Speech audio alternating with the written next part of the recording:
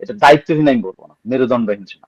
কারণ চোখের সামনে আমরা দেখছি সব ধ্বংস হয়ে যাচ্ছে একদম শেষ প্রান্তে সম্ভবত। তো আপনার এই যে ফাইজুরের কথা আমরা শুনেছিলাম, রাইট? হ্যাঁ, এখনো তারা নিয়ে নিয়ে ঘুরে এই সেনাপ্রধান। না, আপনি ফাইজুরকে নিয়ে ঘোরাঘুরি করছে, এমনকি আরো তো যে টপ লিডারশিপ দিয়ে যে কোশ্চেন গুলো বাইরে আসছে সেগুলো এখন আমি জানি না। তাহলে এখন শুনুন, এটা এমন একটা ইনস্টিটিউশন, এর ভেতরের খবর যদি আপনি একদম ইনটোটো পেতে চান, আপনি প্রত্যেকটা যে কোনো আর্মি অফিসারের সাথে কথা বলবেন, তারা এমন ভাবে কথা বলবে, তারা ধরি মাছ না ছুঁই পানি। So you never know Faizur আসলে কি মানে আমরা যা যা ভাবতেছি, আমার যথেষ্ট সন্দেহ আজকে ফাইজুর রহমান বলেন, ওই যে আর্ম ফোর্সেস ডিভিশনের যে কামরুল বলেন, আই আই রিয়েলি মানে আই হ্যাভ রিয়েল ডাউট যে সেনাপ্রধান আসলে এই দুইজনই সেনাপ্রধান এই দুইজনের উপর নির্ভর করেন। I doubt that. এইটাই আমার মনে হচ্ছে যে উনি আসলে, আমরা যেটা মনে করছি উনি এবং ফাইজারের মধ্যে একটা ফাইট আছে, উনি এবং ভাই তাহলে ওনার যদি দেয়ার ইজ নো ফাইট। তাহলে আপনি ভাই যান গিয়ে, আপনার থাকার দরকার নেই তো। আপনি তাকে তাকে দেখবেন যে আপনার দেশটা ধ্বংস হয়ে যাচ্ছে, না, এই সেনাবাহিনীর স্ট্রাকচারে, জীবন দিয়ে দিবেন যেটি রক্ষার জন্য। আপনি সেনাবাহিনীর স্ট্রাকচারে আইডার বিদায় করে দিতে হবে। ওনার যাওয়ার কোনো সুযোগ নেই, কিন্তু উনি কোথায় যাবেন? ওনার যেতে হলেও কিন্তু একটা প্রসেসের মধ্যে দিয়ে যায়, উনি যেতে পারবেন না। উনি কোনো একটা খপ্পরে পড়েছেন, বা উনি কোনো একটা লিডারশিপের মধ্যে কোনো প্রবলেম আছে যেটা ওনাকে না, এগুলো বলে বলে না ওনাকে অনেক ছাড় দেওয়া হয়েছে সাইফুল ভাই, ওনাকে অনেক ছাড় দেওয়া হয়েছে। আমি বারবার আপনাকে একটা কথা বলি, এক ব্যক্তি না সেনাবাহিনী, এটাই আমি ব্যাপার না। শুনেন, যদি দেখেন আমি একটা জিনিস সাইফুল ভাই আমি বুঝতে পারি না, ধরেন শেখ হাসিনা কি নিজে গিয়ে গুলি করেছে কাউকে? না, কিন্তু উনি যেহেতু দায়িত্বে আছেন, উনি যেহেতু দেশের প্রধানমন্ত্রী, দায়িত্বটা কিন্তু ওনার কাঁধে গিয়ে পড়ে, রাইট? তো আজকে যখন সেনাবাহিনী দেখছে, তারা দায়িত্ব নিয়েছিল সেনাপ্রধান, রাইট? লিডারশিপে তো সেনাপ্রধান আছে, যাই ঘটবে সেনাপ্রধানের দায়িত্ব, এখানে ব্যক্তি না। সেনাপ্রধান পজিশনটা একটা পজিশনটার দায়িত্ব, আমি সেটাই বলছি। ব্যক্তি ওয়াকার না হয়ে মোয়াকার হইতে পারতো, কিন্তু সে কি করছে, তার লিডারশিপ কোথায়? এই পরিমাণ অথর্ব কোন ব্যক্তি বাংলাদেশ, আমি সরি টু সে, আমরা সেনাবাহিনীকে নিয়ে কখনোই সমালোচনা করি না, করতে চাইও না। আমি নিজে সব সময়, কারণ তারা অনেক সেন্সিটিভ, আমরা বুঝি। আমরা কখনোই কোনো গণমাধ্যম, একজন সাংবাদিক হিসেবে সেনাবাহিনীকে আমরা কখনোই প্রশ্নের মধ্যে তো ফেলি না, সবসময় প্রশ্ন থেকে প্রশ্নের উত্তর রাখি না সাইফুল ভাই, আপনি বলেন। কিন্তু আজকে যখন আমরা দেখছি আমাদের দেশ একদম ধ্বংসের দ্বার প্রান্তে, আর কিছু বাকি নাই। আমি এইখানে আরেকটা কথা বলি, আমরা এই জায়গাটাতে এক জীবন ভুল করে আসছি যে সেনাবাহিনীকে কোশ্চেন করা যায় না। This is not true. এগুলো আপনারাই শিখিয়েছেন। না, আমরা শিখালেও না সুলতানা, আমরা শিখিয়েছি অবশ্যই, আমারও দায়িত্ব আছে। কিন্তু আমি একটা জিনিস প্রথম থেকে এই পর্যন্ত বিশ্বাস করি, সেনাবাহিনী দুটো জিনিস বাংলাদেশে একটা কি বলে এক ধরনের তৈরি করা আছে, মানে যে এই দুইটার ব্যাপারে আপনি কথা বলতে, হ্যাঁ ট্যাবু, মানে ট্যাবু তো একটা নর্মাল জিনিস। আমার মনে হয় কোনো একটা কিছু একটা মানে ধরেন কাঁধের উপরে চেপে যায় মুমকেন নাপির মতো, যে তাদের সম্পর্কে কিছু বললে লেখালেখি শুরু হয়ে যায়। অনেক বছর সেনা শাসনে থাকার কারণে, আর আপনাদের জেনারেশন যখন বন্দুকের নলের মধ্যে ছিলেন, তো আপনারা একটু ভয় পেতেন, সেই ভয়টা আমাদের উপর। না, আমি আমার কথা বলে, আমার এক জীবনে আমি কখনো সেনাবাহিনীকে ভয় করে চলে নাই, বাট আবার এট দ্য সেম টাইম আমি তাদের কোশ্চেনও করি না। কিন্তু হোয়াট হ্যাপেন ইন বাংলাদেশ, আমাদের যে প্র্যাকটিসের ক্ষেত্রে যেটা হয়েছে, আমরা দুটো ইনস্টিটিউশনকে সবসময় মনে করি সেক্রেট কাউ, এদেরকে কিছু কাজ করা যাবে না, এরা হইলো দেবতার সবকিছু, হ্যাঁ অবতার হিসেবে মাঠে আছে। এটা কারা? একটা হলো সেনাবাহিনী, দেখতে পাবেন না, আর একটা সেনাবাহিনী, আরেকটা হলো কোর্ট। সবাইকে মাননীয় বলতে হবে আমার। আরে ভাই, আমার মনে না ছিল আমি তোমাকে মাননীয় বলতে যাবো? Why for? আপনি দেখেন কোর্টের মধ্যে, আপনি কোর্ট নিয়ে কিছু বলবে যে আদালতে বিচারাধীন কিছু বিষয় নিয়ে আলোচনা করা যাবে। বাংলাদেশের কোন কনস্টিটিউশনের কোন ল্যাঙ্গুয়েজের মধ্যে এই জিনিসটা আছে যে বিচারাধীন বিষয়ে আমি কথা বলতে পারবো না? বাট দিস ইজ সামথিং, এটা সবসময় ঘাড়ের মধ্যে বসে রাখা হয়। টোটাল মিডিয়া ইন্ডাস্ট্রির স্ট্রাকচারের মধ্যে এমন একটা ধারণা তৈরি করা হয় যে বিচার বিভাগ নিয়ে কথা বলা যাবে না, দেশপ্রেমিক সেনাবাহিনীর কথা হয়ে যাবে। কিসের আদালত অবমাননা? আমি বলতে পারবো না? আমি যদি ক্ষতিগ্রস্ত আমি বলতে পারবো না যে সুলতানা আমাকে মার দিছে, সুলতানা একজন বিচারপতি, সুলতানা আমার ইয়ে করছে, মানে আমার প্রতি অন্যায় করছে, আমি বলতে পারবো না? But this is a taboo. আপনি যেটা বলছেন, বাট আমার কাছে মনে হয় এটা হলো সিক্রেট কাউ টাইপের, যেটা টাচই করা ট্যাবুতে ধরেন আমরা ভাঙা যায়, কিন্তু এগুলো একেবারে আল্লাহর গরু হয়ে গেছে এরা।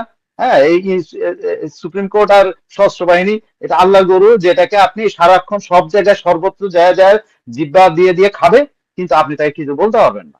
সে আমি তো খেয়ে বলি খেয়ে তাজা হবে। বাংলাদেশের সবচেয়ে করাপ্টেড যদি কেউ থাকে দুইটা সেক্টর, একটা হচ্ছে কি সেনাবাহিনী আর একটা হচ্ছে কি আমাদের আমলা। এর রাজনীতিবিদ এদের চেয়ে হাজার গুণ ভালো। আমি যেহেতু এই নিয়ে আমার আপনি আপনার টিআইডির পুরস্কার পাওয়া, হ্যাঁ, তো আমি অত অনুসন্ধানী জিনিস জানি না অত বেশি। বাট হোয়াট আই সে, যে আমি অবশ্যই বলি মেরুদণ্ডহীন সেনাবাহিনী, এটা দায়িত্বহীন আমি বলবো না, মেরুদণ্ডহীন সেনা।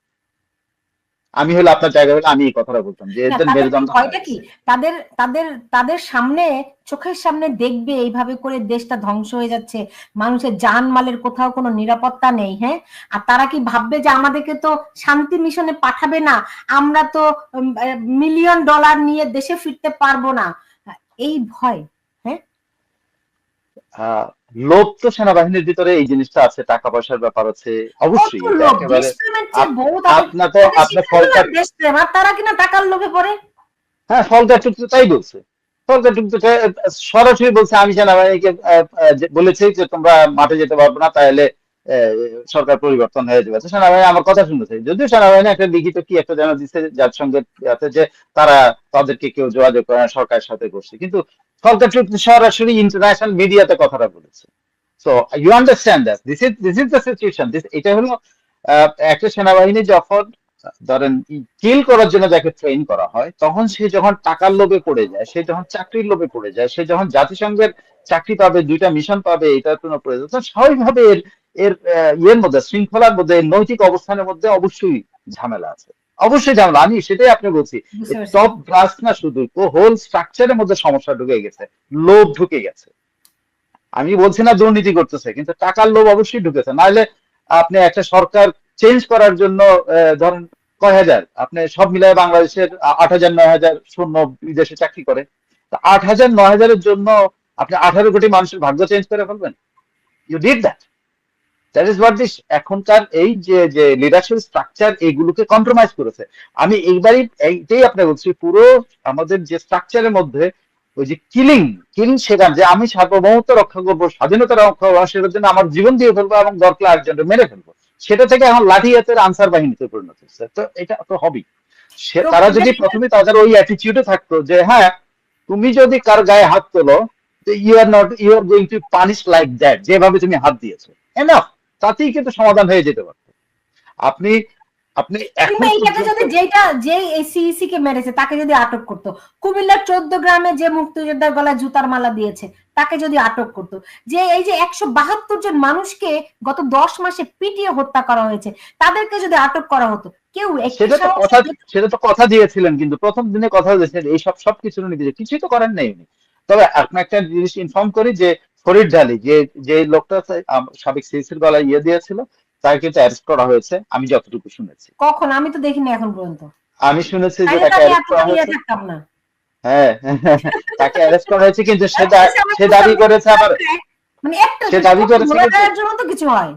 না, সে দাবি করেছে কি জানেন, সে দাবি করেছে তার মহানগর সভাপতি, আমি নামও দিতে পারবো আপনাকে খুব সম্ভবত, যদি ও, এটা আমার ডায়েরি লাগবে, তার নাম হলো ফরিদ আলী, কিন্তু তার সভাপতি মহানগর সভাপতি কি যেন একজন নাম, সে বলেছে তার নির্দেশনা সে এটা করছে, সে হুম, মিছিল করে এবং সে কিন্তু এটা ইয়েতে বলছে যে তার নির্দেশনা এটা করছে সে। হুম, তো পুলিশ কমিশনার বলেছে তাকে অ্যারেস্ট করা হয়েছে, তাকে এই করা, তারা আর এটা সহ্য করবে না, এটা চলতেছে। বুঝতে পারছি। যাই হোক, এখন আমি একটু মানে গত কদিন ধরে আসলে খুবই মানে মানসিক যন্ত্রণায় ভুগছি। কতদিন আসলে হয়েছে কি, ধরেন আপনি সইতে সইতে সইতে সইতে একসময় যখন দেয়ালে না পিঠটা ঠেকে যায় তখন না মানুষ ঘুরে দাঁড়ায়। তো ওরকম সহ্যেরও তো একটা সীমা আছে হয়তো। আপনি যে ঘটনাগুলো বললেন একের পর এক গত 10 মাস, এসব দেখতে দেখতে মানুষের ভেতরে না এক ধরনের এত তীব্রভাবে এটা জমে উঠছে, হয়তো দেখাচ্ছে যে একজন সিইসি কে অবমাননার দায় হিসেবে এটি এটি এরকম প্রকাশ হচ্ছে, ব্যাপারটা কিন্তু তা নয়। আসলে আপনার সাথে উইথ ডিউ রেসপেক্ট আমি জি, একটু অন্যভাবে যদি বলি যে আমার আপনার রিয়াকশনটা যদি আহ, লাল বদরদের সুবিধায় চলে যায় তাহলে কেমনে হবে? এখন তো লাল বদররা এই ভয়ে এই রিয়াকশনটা দেখাচ্ছে, সো আমি আমার আপনার বোধ হয় এখন এদের সাথে না মিলে নিজেরা নিজের মতো করে ইয়ে করা হয়। এই লাল বদররা যে ধরেন আজকে আসো, এই লাল বদর বাহিনী, আপনি হিউম্যান রাইটস কি সব অর্গানাইজেশন আর আদিলুরদের আস্ক, তারপরে আরো এনারা সহযোগী ক্যাম্প ব্লাস্ট, হ্যাঁ এরা তো সব আপনার এই লাল বদরদের পক্ষে তখন এই জঙ্গি হামলার পক্ষে ছিল। তো আমাদের ভয়েস যেন তাদেরকে সমর্থন না করে, এটাও আবার আমাদের মনে হয়। তাদেরকে সমর্থন করা না করা না, এটা অন্যায়কে তো প্রতিবাদ করতে হবে, এবং এইরকম অচল অবস্থা তো চলা যায় না। না তাহলে এই অন্যায় যখন প্রতিবাদ করতে হবে, সেই জন্যই বলছি সিইসি নুরুল হুদা উদাহরণ না হয়ে উদাহরণ হওয়া উচিত তোফাজ্জল, রাইট। উদাহরণ হওয়া উচিত অন্য যারা যা ওই যে সেই যে প্রথম প্রথম যাকে বিএনপি জামাত বাহিনী বাংলাদেশের মব আনছে কে, এই যে সবাই বলে সমন্বয়করা, সমন্বয়কদের আগে মব এনেছে হলো বিএনপি জামাত। তারা মেরেছে কাকে? তারা মেরেছে টুঙ্গিপাড়ার কি মিয়া ভাই চরিত্র অভিনয় করা সেই ছেলেটাকে মেরে ফেলছে, তার বাবা সেলিম খানটা মেরে ফেলছে, গণপিটুটি দিয়ে মারছে, এবং 2 দিন তাদের লাশ রাস্তায় পড়েছিল, তাদের লাশের সব সৎকার হয় নাই। সেটা আমাদের বুকে আসে না, আমরা রিয়াক্ট করি নাই তখন। এই অপরাধ কিন্তু সেটার কথা বলে আজকে আমাদের সিসির এখানে, কারণ সিসির জন্য কেন হচ্ছে জানেন?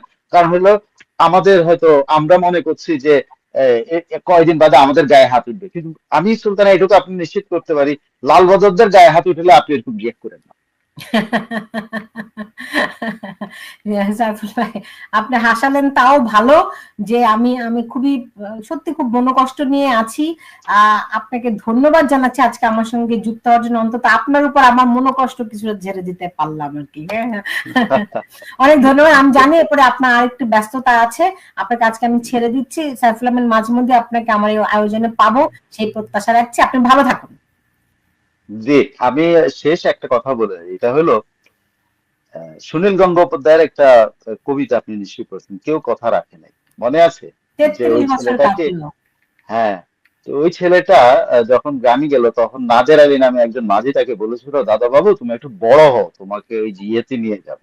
হ্যাঁ, দাদা তো বাবু ছেলেটা আমি